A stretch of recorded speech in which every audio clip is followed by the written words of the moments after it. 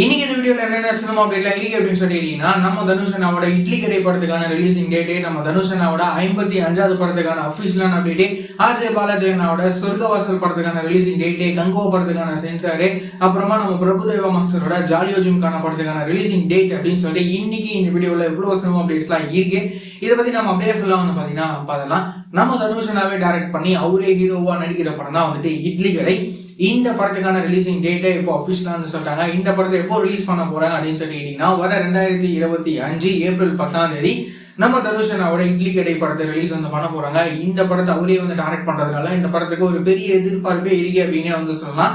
இந்த படத்துக்கே நம்ம ஜிவி பிரகாஷ் அண்ணா இந்த படத்துக்கு மியூசிக் வந்து பாத்தீங்கன்னா கம்போஸ் வந்து பண்றாரு. நம்ம தனுஷ் அண்ணா நடிக்கிற 52வது திரைப்படம் இந்த படம்.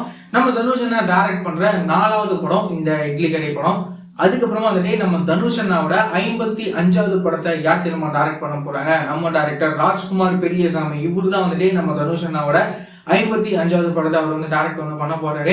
இந்த விஷயத்த இப்போ அபிஷியலாவே வந்து சொல்லிட்டாங்க. இதுக்கான போட்டோஸே இப்போ வந்து பாத்தீங்கன்னா ரிலீஸ் வந்து பண்ணிருக்காங்க. நம்ம டைரக்டர் ராஜ்குமார் பெரியசாமி இவரோட டைரக்ஷன்ல சிவகார்த்திகேயன் அண்ணாவோட நடிப்புல அமரன் படம் இப்போ ரிலீஸ் ஆகிட்டு செம்மையா வந்து ஹிட் ஆயிருக்கு. பாக்ஸ் ஆபீஸ்லயுமே பயங்கரமான கலெக்ஷன்ஸ் இந்த படம் வந்து பண்ணிட்டு வந்துட்டு இருக்கு.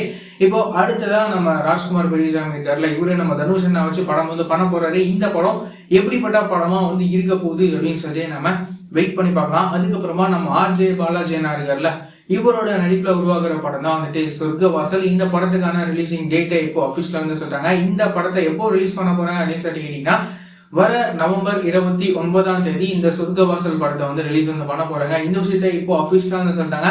இந்த படம் எப்படி இருக்க போகுது அப்படின்னு சொல்லி நம்ம வெயிட் பண்ணி பார்க்கலாம். இந்த படத்தை வந்துட்டு சித்தார்த் விஸ்வநாத் அப்படின்னு சொல்லி இவரு இந்த படத்தை டைரக்ட் வந்து பண்றாரு.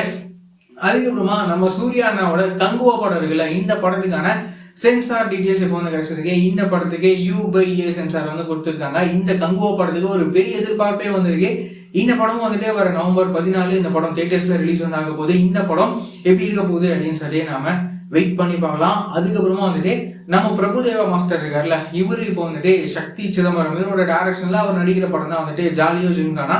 இந்த படத்துக்கான ரிலீசிங் டேட் வந்து சொல்றாங்க. இந்த படத்தை எப்போ ரிலீஸ் பண்ண போறாங்க அப்படின்னு சொல்லி கேட்டீங்கன்னா, வர நவம்பர் 22 இந்த ஜாலியோ ஜிம்கான படத்தை வந்து ரிலீஸ் வந்து பண்ண போறாங்க. நம்ம பிரபுதேவா மாஸ்டரோட இந்த படம் எப்படி இருக்க போகுது அப்படின்னு சொல்லி நாம வெயிட் பண்ணி பார்க்கலாம். இந்த மாதிரியான ரெகுலரான சினிமா அப்டேட்ஸ்லாம் நீங்க ரெகுலரா தெரிஞ்சுக்கணும் அப்படின்னு நினைச்சீங்கன்னா, நம்மளோட இந்த சேனலை மறக்காம சப்ஸ்கிரைப் பண்ணி ஃபாலோ பண்ணி வச்சுக்கோங்க. வேற ஏதாவது நெகட்டிவ் இருந்தது அப்படின்னா மறக்காம கமெண்ட்ல சொல்லுங்க.